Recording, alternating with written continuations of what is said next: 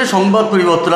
আমরা পৌঁছে গিয়েছিলাম অর্থাৎ চাকদায় মাননীয় মুখ্যমন্ত্রী মমতা বন্দ্যোপাধ্যায়, অভিষেক বন্দ্যোপাধ্যায় একনিষ্ঠ সৈনিক, তরুণ তুর্কি নেতা যাকে বলা চলে, অর্থাৎ তার কাছে আমরা পৌঁছে গিয়েছিলাম। দাদা, প্রথমেই আমরা আমার সংবাদ মাধ্যমের তরফ থেকে আপনাকে স্বাগত জানাচ্ছি। ধন্যবাদ জানাচ্ছি আপনাকে। যেভাবে মাননীয় মুখ্যমন্ত্রী প্রকল্পগুলো করেছেন, যেমন লক্ষ্মীর ভাণ্ডার থেকে আরম্ভ করে, বিরোধীরা বারবার কটাক্ষ করছে, অর্থাৎ বিরোধী দলনেতা যাকে বলে শুভেন্দু অধিকারী বলছেন যে 500,000 টাকা মহিলারা ভিক্ষা নেন ঠিক ইলেকশনের আগে, আমরা যদি ক্ষমতায় আসি তাহলে আমরা 3,000 টাকা করে দেবো। কি বলবেন আপনি এর জবাবে? হ্যাঁ, প্রথম কথা হচ্ছিল, যদি বিরোধী দলনেতা উনি যদি এটাকে ভিক্ষেই মনে করেন, তাহলে উনি কেন প্রস্তাব দিচ্ছেন আমরা ক্ষমতা আসলে 3,000 টাকা করে দেবো? আমাদের বক্তব্য, আমাদের নেত্রী মাননীয় মুখ্যমন্ত্রী মমতা বন্দ্যোপাধ্যায় তিনি এই প্রকল্পটা পশ্চিমবঙ্গের প্রত্যেকটি মহিলার জন্য দিয়েছেন, কোনো রং, কোনো ধর্ম, বর্ণ দেখে নেননি। এবং এটা একটা পাইলট প্রজেক্ট, যেটাকে সামনে রেখে অন্যান্য বিজেপি শাসিত রাজ্য যারা ভোটে যাচ্ছে প্রত্যেকেই আমাদের নেত্রীর এই প্রকল্পকে সামনে রেখে মানুষকে ভোট দেওয়ার জন্য আহ্বান করছে। সুতরাং আমরা খুব গর্বিত, আমাদের নেত্রী মাননীয়া মমতা বন্দ্যোপাধ্যায় তিনি পশ্চিমবাংলার এত মহিলা মা বোনেদের জন্য এই প্রকল্প গ্রহণ করেছে। 2026 যেখানে পাখির চোখ করে ভোট করা হবে, মঞ্চ থেকে মাননীয় মুখ্যমন্ত্রী একটা বলেছে পাড়ায় পাড়ায় সমাধান। কোনো বিজেপি নেতা বলছে যে পাড়ায় পাড়ায় গেলে মার খাবে। কি বলবেন আপনি? না, এরকম কোনো প্রশ্ন নেই। আমার পাড়া আমার সমাধান, এটা আমাদের নেত্রী 21শে জুলাইয়ের পর থেকে তিনি ঘোষণা করেছেন। আমরা এবং আমাদের প্রশাসন, আমি আমাদের জেলার কথা বলতে পারি, প্রশাসন খুব তদবির, এই ব্যাপারটা নিয়ে তারা উঠে করে লেগেছে। দেখুন, একটা বুথে 10 লক্ষ টাকা করে মাননীয় মুখ্যমন্ত্রী তিনি দিচ্ছেন। আমার যতটুকু জানা বা আমি যতটুকু অভিজ্ঞতা আমি সঞ্চয় করেছি, একটা গ্রাম পঞ্চায়েত একটা বুথে 5 বছরে 10 লক্ষ টাকা দিতে পারে, খরচা করতে পারে না। কিন্তু তিনি এই সুযোগ করেছেন, পশ্চিমবঙ্গের 80,000 বুথে 8,000 কোটি টাকার এই প্রজেক্ট তিনি গ্রহণ করেছেন। ইতিমধ্যে আমরা বিভিন্ন জায়গায়, আমি যেমন কাউন্সিলর, আমাদের পৌরসভা, বিভিন্ন গ্রাম পঞ্চায়েত, তারা কিন্তু এটা প্রশাসনের সাথে কথা বলে অলরেডি আমরা, আপনারা জানেন 2 আগস্ট থেকে এটা চালু হবে।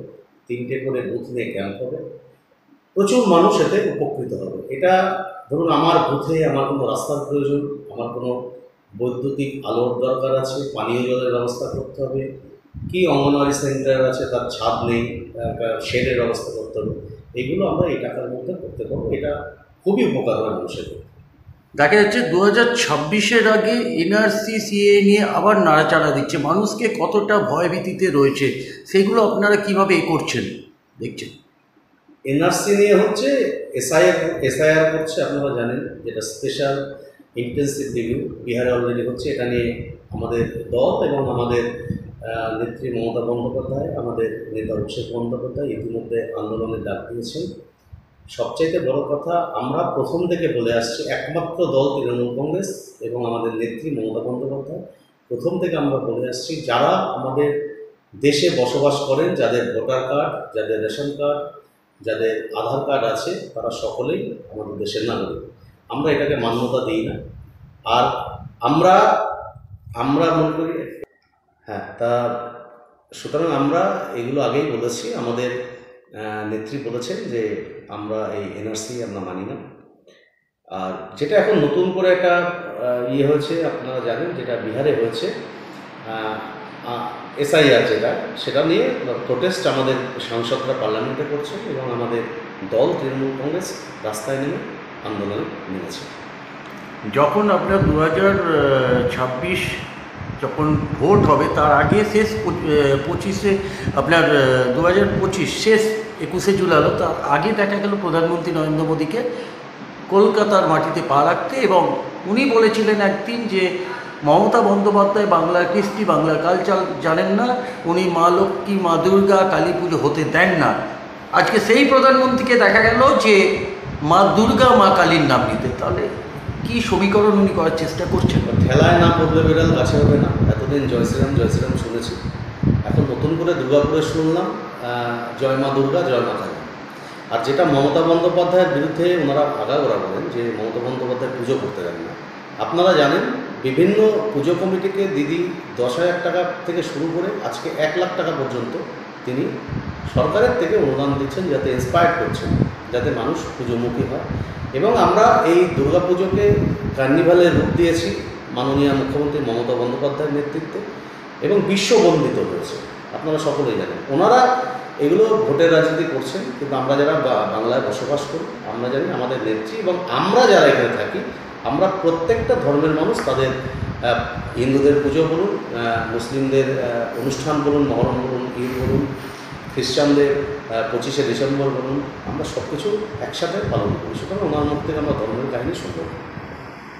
আচ্ছা, এইবার সবাইকে বলেছেন 2026-এর পর জয় বাংলা বলিয়ে ছাড়বেন, এই একটা যে স্লোগান উঠেছে, কি মনে করছেন সত্যি সত্যিই পারবেন 2026-এর ভোটের পর জয় বাংলা বলাতে? দেখুন, অভিষেক বন্দ্যোপাধ্যায় এমন একজন নেতা, সর্বভারতীয় সাধারণ সম্পাদক আমাদের দলের এবং সাংসদ। উনি বিগত দিনে যা যা বলেছেন প্রত্যেকটা অক্ষরে অক্ষরে বলেছেন। 2021-এর বিধানসভা নির্বাচনের আগে বলেছিলেন যে বাম কংগ্রেস শূন্য হবে, শূন্য হয়েছে। তিনি বলেছিলেন এবার লোকসভা নির্বাচনে তিনি যেভাবে বলেছিলেন একটা দুটো সিট এদের হয়েছে, উনি যা বলেছিলেন তাই হয়েছে। সুতরাং তিনি যখন বলেছেন আমরা জানি তার জেদ এবং তার মানুষের পাশে থেকে কাজ করার যে চাহিদা। সুতরাং তিনি কোনো কিছু না বুঝে, কোনো অঙ্ক না বুঝে তিনি এই বক্তব্য বলেননি। বিজেপি উনি বলেছেন 50-এর নিচে নামবে। আমিও আপনাদের বলছি বিজেপি 40 থেকে 50-এর মধ্যেই থাকবে, তার বেশি বিজেপি আসন করে পাবে। পশ্চিমবঙ্গ নারী সুরক্ষা, এটা ভারত সরকারের, আমরা তো তাদের দেখেছি, রিভিউ দেখেছি, তাতে বাংলায় কিন্তু নারীরা গভীর রাত পর্যন্ত চলাফেরা করতে পারে। দু একটা বিচ্ছিন্ন ঘটনা এটা হয়েছে, অবশ্যই দুঃখজনক, সেটা আমরা প্রতিবাদ করেছি। আমাদের দল, আমাদের নেতা, আমাদের নেত্রী তারাও প্রতিবাদ করেছে। এর থেকে অনেক বেশি যেগুলো বিজেপি শাসিত রাজ্য সেখানে হচ্ছে, সেগুলো নিয়ে হাইলাইট হচ্ছে না, মিডিয়া সেগুলো চেপে যাচ্ছে। কিন্তু ভারতবর্ষের একমাত্র অঙ্গরাজ্য পশ্চিমবঙ্গ, যেখানে নারীরা খোলাখুলি চলাফেরা করতে পারে। রাত 2-2:30টার সময় কলকাতা রাজপথে নারীরা চলাফেরা করে। আপনার এলাকায় বিধানসভায় আর কি কি উন্নয়ন হলে মনে করছেন যে ভোটটা আরো তৃণমূল কংগ্রেসের দিকে অগ্রসরিত হবে? দেখুন, চাকদা বিধানসভায় 2019 সালে আমরা 31,000-এর কিছু বেশি ভোটে পিছিয়ে ছিলাম। 2021 সালের বিধানসভা নির্বাচনে আমি প্রার্থী হয়েছিলাম, দল আমাকে মনোনীত করেছিল। আমি ভোটে লড়াই করে 11,400 ভোট হয়ে গেছে। অনেকটা ভোট মানুষ আমাদের পক্ষে দিয়েছে। আমাদের অ্যাজ কোনো সমস্যা নেই। মাননীয় মুখ্যমন্ত্রী এবং আমাদের সরকার প্রচুর কাজ মানুষের জন্য করেছে। হ্যাঁ, এই বর্ষায় কিছু রাস্তাঘাটের সমস্যা হয়েছে, সেটা শুধু আমাদের চাকদায় নয়, গোটা বাংলায়, এবং এই বৃষ্টিতে রাস্তাঘাটের সমস্যা হয়েই থাকে, যেহেতু একটা বন্যা পরিস্থিতি সৃষ্টি হয়েছে। আর একটা ভাইটাল আছে আমাদের, যেটা চাকদা চৌমাথা থেকে স্টেশন রোড, চাকদা বনগা রাস্তা যেটা বলে, সেটার খুবই অবস্থা খারাপ। ব্যবসাদাররা এখানে ব্যবসা করতে পারছেন না। তা আমরা এক মাজা অবধি প্রায় জল জমে থাকে, আপনারা এখন যেন দেখতে পাবেন। আমরা এটা নিয়ে দরবার করেছি অলরেডি। আমরা ইউডি ডিপার্টমেন্টের সাথে কথা বলেছি এবং পিডব্লিউডি দপ্তরের সাথে কথা হয়েছে। আমাদের প্রিন্সিপাল সেক্রেটারি ম্যাডাম তিনি এসেছিলেন এখানে, তিনি ইন্সপেকশন করে গেছেন। আমাদের আশ্বস্ত করেছেন দুর্গাপুজোর পরে তিনি এই রাস্তা চওড়া এবং দুদিকে ড্রেন দিয়ে ভালো করে রাস্তাটা করে দেবে। সুতরাং এটা হয়ে তাহলে পাড়ায় সমাধানে এবার কি রাস্তাটাই মানে সুন্দর হওয়ার দিকে এগোচ্ছে? না, পাড়ায় সমাধানটা যেটা, সেটা তো একটা বুথে 10 লক্ষ টাকা, সেটা বুথের ব্যাপার। এটা যেহেতু অনেক বড় প্রজেক্ট, প্রায় 20 কোটি টাকার ওপরে প্রয়োজন আছে। সুতরাং এটা পূর্ত দপ্তর ছাড়া তো সম্ভব নয় এবং অর্থ দপ্তরের অনুমতি লাগে। সুতরাং ম্যাডাম এসে বলে গেছেন এবং আমাদের যারা পূর্ত দপ্তরের ইঞ্জিনিয়াররা আছেন, মাননীয় মন্ত্রী আছেন পুলক রায় মহাশয়, তিনিও আমাদের আশ্বস্ত করেছেন। আমরা আশাবাদী দুর্গাপুজোর পরে আমাদের এই রাস্তার কাজ আরম্ভ হবে। না, যেখানে দেখা যাচ্ছে যে সর্বভারতীয় সাধারণ সম্পাদক অভিষেক বন্দ্যোপাধ্যায় কেন্দ্রের কাছে দরবার করছে, মমতা বন্দ্যোপাধ্যায় দরবার করছে যে বঞ্চিত করছে, যে টাকা পাওনার টাকা যেভাবে বঞ্চিত করছে, আপনি কি মনে করছেন এই সমাধান এত সহজে হয়ে যাবে? না, ওনারা করবেন না। কেননা আমরা দেখুন 100 দিনের যে বকেয়া টাকা ছিল তার জন্য আমাদের নেতা অভিষেক বন্দ্যোপাধ্যায় দিল্লিতে আন্দোলনে গেছিলেন। তিনি ধর্নায় বসেছিলেন, অবস্থান করেছিলেন। আমরাও সকলে গিয়েছিলাম, পশ্চিমবঙ্গের থেকে প্রচুর মানুষ আমরা গিয়েছিলাম আমাদের নেতার সাথে। তারপরেও আমরা দেখেছি রাজভবনে এসে আমরা রাজভবন অভিযান করেছিলাম, সেখানেও আমাদের সুরাহা হয়নি। কেন্দ্রীয় সরকার আমাদের কথা শোনেনি। পরবর্তী পরিস্থিতিতে আমাদের নেত্রী এবং মুখ্যমন্ত্রী মাননীয় মমতা বন্দ্যোপাধ্যায় তিনি কিন্তু ঘোষণা করেছিলেন যে আমাদের যারা বকেয়া যারা টাকা পাবেন 100 দিনের কাজে, সেই টাকা রাজ্য সরকার দেবে, মামাটি মানুষের সরকার দেবে।